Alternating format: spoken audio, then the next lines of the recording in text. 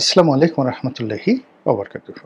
সম্মানিত দর্শক, ইচ্ছে ছিল যে বিষয়টি নিয়ে ভিডিও করব না, কিন্তু দেশের মূলধারার গণমাধ্যম সহ বেশ কয়েকটি আন্তর্জাতিক গণমাধ্যমে বিষয়টি উঠে এসেছে এবং ভারত বাংলাদেশ দ্বিপাক্ষিক সম্পর্কের ক্ষেত্রে যে নতুন অশনি সংকেত দেখা দিয়েছে, সেই অশনি সংকেতের পরিণাম আগামী দিনে কত যে ভয়াবহ হতে পারে তা বর্তমানের এই নজিরবিহীন ঘটনাটি যা নিয়ে আজকে আলোচনা করব, সেই আলোচনার মধ্যে নিহিত রয়েছে। আমরা দেশ হিসেবে, জাতি হিসেবে যদি এই বিষয়টি মোকাবেলা করতে না পারি এবং এই বিষয়গুলো নিয়ে যদি খোলামেলা আলোচনা করে শান্তিপূর্ণ উপায়ে বিষয়টির সমাধান বা নিষ্পত্তি করতে না পারি, তাহলে বৃহৎ প্রতিবেশী রাষ্ট্র ভারতের সঙ্গে আমাদের যে অসম অবস্থা রয়েছে কূটনীতি এবং অর্থনীতি এবং সামগ্রিক অবস্থা বিবেচনায়, তো তার ফলে কি হলো, এই শক্তিধর দেশটি আমাদেরকে যে সর্বনাশ করতে পারে সেই সর্বনাশ মোকাবেলা করার অবস্থা আমাদের নেই। বোঝার চেষ্টা করুন যে ক্ষোভ, ঘৃণা, প্রতিহিংসা, রাগ এই বিষয়গুলো ব্যক্তি পর্যায়ে যখন আসে এবং কোনো শক্তিশালী মানুষ যখন কোনো দরিদ্র মানুষের উপর তার ক্রোধ দেখাতে চায়, তছনছ হয়ে যায়। কোনো রাজা যদি কোনো প্রজার উপর ক্ষোভ দেখাতে চায়, ঘৃণা দেখাতে চায়, তাহলে সেই প্রজার অস্তিত্ব থাকে না। আমরা বাংলাদেশে বসে যত বড় কথাই বলি না কেন, গাজওয়াতুল হিন্দের কথা বলি না কেন, নানা রকম ঘটনার কথা বলি না কেন, কিন্তু এই বাংলায় কখনই এমন কোনো ঘটনা ঘটবে না যা কিনা এই বাংলাদেশের অন্তত ২,০০০ বছরের যে জানা ইতিহাস অথবা ৫,০০০ বছরের সামগ্রিক ইতিহাস, যে ইতিহাসে কখনো যে ঘটনা ঘটেনি সে ঘটনা আগামীতেও ঘটবে না। এর কারণ হলো প্রকৃতি এমন একটা বিষয়, এখানে সূর্য পূর্ব দিকে উঠে পশ্চিম দিকে অস্ত যায়, কিয়ামত পর্যন্ত এভাবেই চলতে থাকবে। যদি কোনোদিন সূর্য পশ্চিম দিকে উদিত হয় এবং পূর্ব দিকে অস্ত যায়, ধরে নিতে হবে পৃথিবীর আয়ু শেষ হয়ে গেছে। তো সেই দিক থেকে ভারতের সঙ্গে আমাদের যে সম্পর্ক, এটি লাফালাফি করলে হবে না, এটি বাস্তবতার নিরিখে বুঝতে হবে। যে বিষয় নিয়ে আলোচনা করতে চাচ্ছি সেটি হলো আমাদের অন্তর্বর্তীকালীন সরকারের প্রধান ডক্টর মোহাম্মদ ইউনূস, তাকে অসুর বানানো হয়েছে। আপনারা জানেন যে হিন্দুদের অন্যতম অন্যতম নয়, ঠিক প্রধানতম ধর্মীয় উৎসব দুর্গাপূজা, এবং সেই দুর্গাপূজা উপলক্ষে সারা ভারতে সাজ সাজ রব পড়ে যায়। বিশেষ করে উত্তর ভারতে, ভারতের যে উত্তর অংশ, সেখানে আপনি দিল্লি থেকে শুরু করে একেবারে আমাদের কলকাতা পর্যন্ত, এবং ভারতকে আমাদের বাংলাদেশকে কেন্দ্র করে যে ৭টি অঙ্গরাজ্য রয়েছে ভারতে, 7 সিস্টার, এখানে দুর্গাপূজা ভারতের হিন্দুদের জন্য সবচেয়ে বড় উৎসব।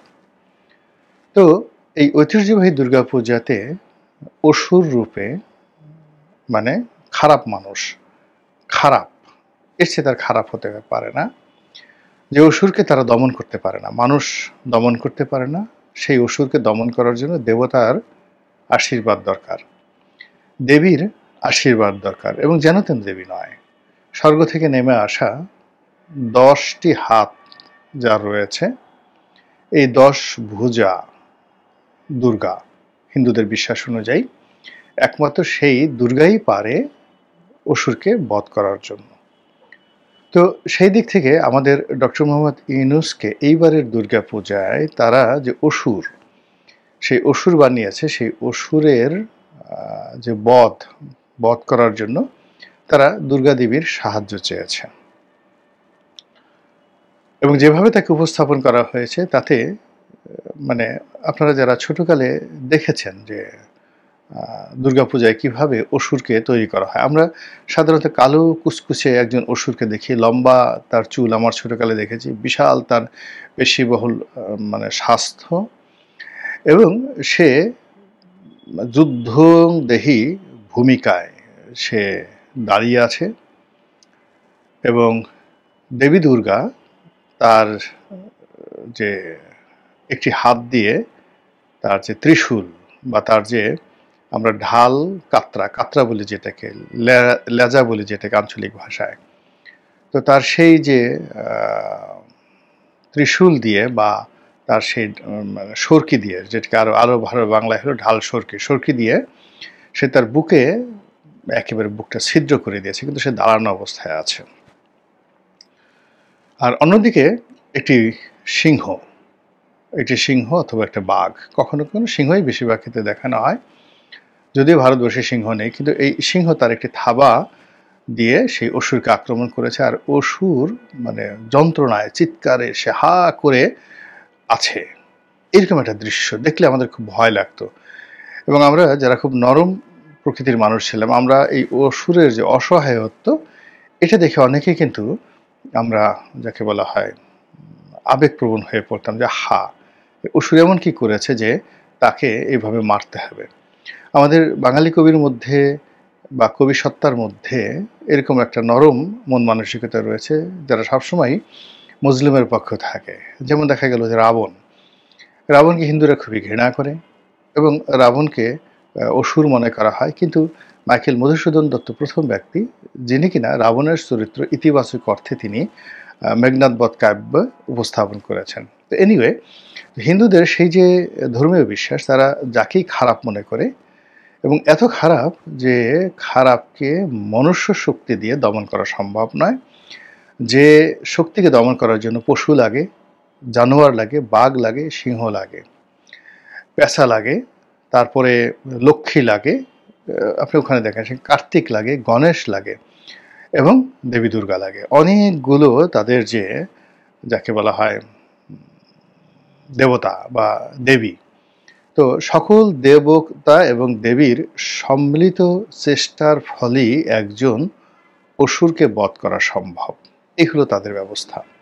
তো এখন সেই দিক থেকে যদি আপনি চিন্তা করেন যে বর্তমান ডক্টর মোহাম্মদ ইউনূসকে ভারত, যারা সাধারণ জনগণ, তারা মনে করছে যে ভারতের মিলিটারি দ্বারা, ভারতের সামরিক বাহিনী দ্বারা, বোমারু বিমান দ্বারা, ভারতের ট্যাঙ্ক দ্বারা, কোনো কিছু দ্বারা আসলে ডক্টর মোহাম্মদ ইউনূসকে ধ্বংস করা সম্ভব নয়।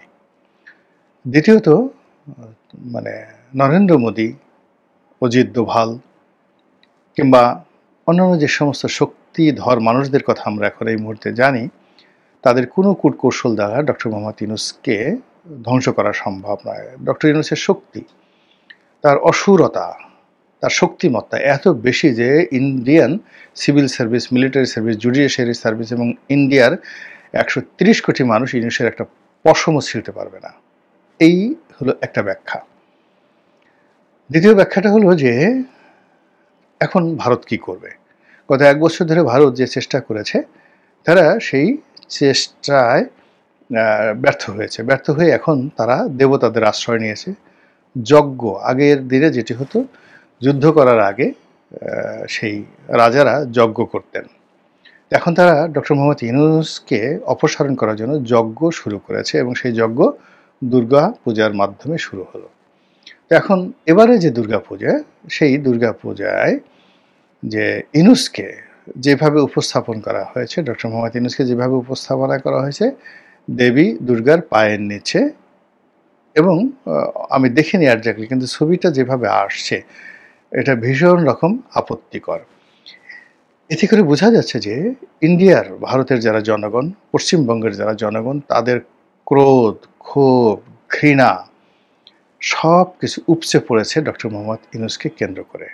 এবং এটা ব্যক্তি ইউনূস নয়, এটা বলতে গেলে সামগ্রিকভাবে পুরো বাংলাদেশের মানচিত্রের উপর তাদের এই ক্ষোভ জন্ম নিয়েছে। ডক্টর মোহাম্মদ ইউনূসের সঙ্গে যে বিপ্লবীরা আছেন, তার সমর্থক যারা রয়েছেন, এবং এই মুহূর্তে তাকে যারা সমর্থন দিচ্ছেন, বিএনপি সমর্থন দিচ্ছে, জামাত সমর্থন দিচ্ছে, এনসিপি সমর্থন দিচ্ছেন, তাদের সবাইকে এখন ভারতের জনগণ শ্রেণী শত্রু মনে করে এই পূজা এবং পার্বণ তারা শুরু করেছেন। এটি গেল একটা অংশ। দ্বিতীয়ত, বাংলাদেশে এখনো প্রায় 10 থেকে 12% হিন্দু সম্প্রদায়ের লোক রয়েছে। তো বাংলাদেশে যে 10 থেকে 12% যদি হিন্দু সম্প্রদায়ের লোক হয়, তাহলে প্রায় 2 কোটি হিন্দু রয়েছে। এই 2 কোটি হিন্দু বলা হয় আওয়ামী লীগের ভোট ব্যাংক। এদের দ্বিতীয় পরিচয় হলো তাদের এক পা থাকে বাংলাদেশে, অন্য পা থাকে কলকাতাতে বা ভারতে। এটা হিন্দু বিরোধী যে রাজনৈতিক শক্তি তাদের বক্তব্য। কিন্তু আমি ব্যক্তিগতভাবে অনেক হিন্দুকে দেখেছি যাদের দেশপ্রেম আমাদের চাইতে অনেক অনেক বেশি।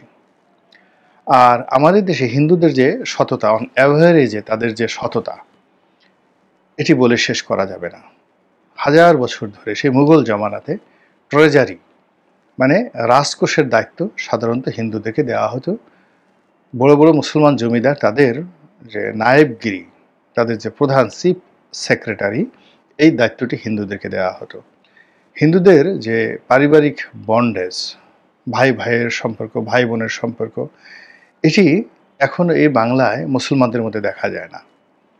আমি ফরিদপুরে, পটুয়াখালীতে আমার আশেপাশে যে সকল হিন্দু পরিবার দেখেছি, জেনারেশনের পর জেনারেশন, 3টে জেনারেশন 4টে জেনারেশন ধরে তারা একই বাড়িতে আছে, একই পরিবারে তারা বসবাস করছে এবং কোনো একটি পরিবারে 5 জন 6 জন ভাই রয়েছেন। তারা সেই গত 50-60 বছর ধরে তাদের পিতার মৃত্যুর পরে একই অন্নে তারা খাচ্ছে। তাদের মধ্যে বিভেদ বিসংবাদ নেই। কয়েকদিন আগে একটি যাকে বলা হয় ভিডিও দেখছিলাম ফরিদপুরের গোয়ালনন্দে, রাজবাড়ী জেলার গোয়ালনন্দে, ফরিদপুর নয়। সেখানে একটা হিন্দু পরিবার একটা দোকান চালায়। তার বাবা এটা চালাতেন। বাবার মৃত্যুর পরে গত 50 বছর ধরে তার সন্তানরা চালাচ্ছেন। 6 ভাই, একটি বড় দোকান, 6 ভাই সেটা চালাচ্ছেন।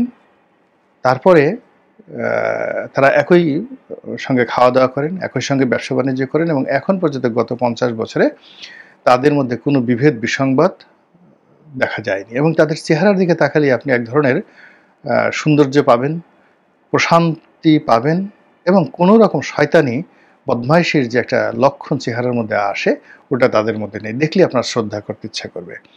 একই অবস্থা আমি আমার যে নির্বাচনী এলাকায় বহু হিন্দু পরিবারে আমি দেখেছি, যারা গত 50 বছর 100 বছর ধরে বংশ পরম্পরায় একত্রে ব্যবসা বাণিজ্য করছেন এবং একই অন্নে একই হাঁড়িতে তারা খাচ্ছেন। আর আমার যে জন্মভূমি ফরিদপুর, এখানে তো ভুরি ভুরি উদাহরণ, হিন্দুরা সব একসঙ্গে আছেন।